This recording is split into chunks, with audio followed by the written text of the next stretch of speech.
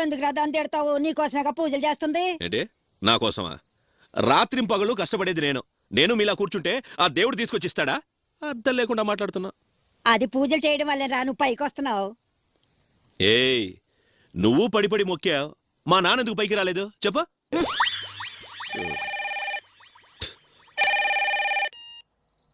Hello, నేను అత్తయ్యని మాట్లాడుతున్నాను బాబు.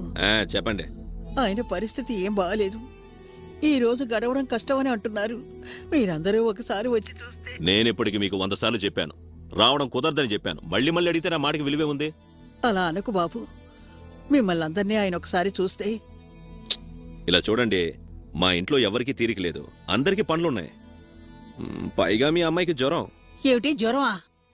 పొద్దున బానే ఉందిగా. ఏంటి పొద్దున బాగుందా? మీ కూతురు కదా, పొద్దున బాగుంటుంది, మధ్యాహ్నం బాగుండదు, సాయంత్రం బాగుంటుంది, రాత్రి బాగుండదు. ఇప్పుడు బాగాలేదు, ఏం చేయమంటారు? అటండి.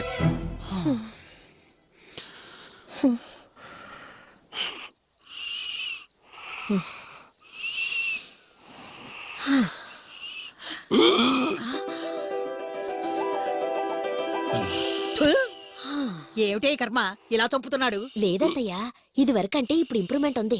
ఇంతకు ముందు ఊపిరి తీస్తే మామూలుగా వదిలేవారు, ఇప్పుడు కొంచెం టైం పడుతోంది. ఈ రాత్రికి అందరికీ చెప్పేయచ్చు. ఇప్పుడు పాలు పోస్తే తొందరగా పోతాడు. అయితే అందరినీ లేపి పాలు పోయమందావా? రండి రండి. పదండి పదండి. పోనానమ్మా, ఎన్నిసార్లు పాలు పోసేది? అలా అనకూడదురా మూర్తి.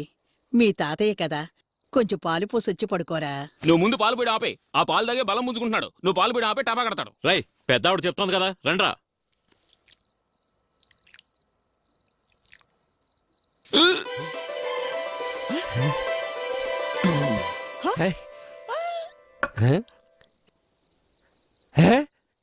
హై, తాతయ్య చచ్చాడు. ఎవరండి? అందరూ ఊరికి బయలుదేరండి. ఏమైందండి? మీ నాన్న పోయారు. అయ్యో నాన్న.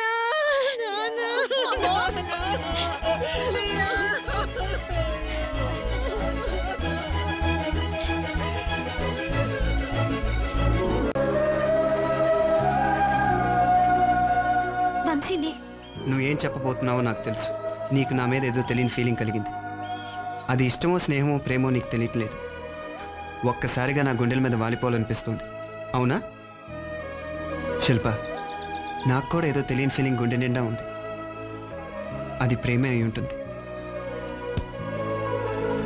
అంటాననుకున్నావా? ఇలా ప్రేమ, వంకాయ, గోంగూర లాంటి ఫీలింగ్స్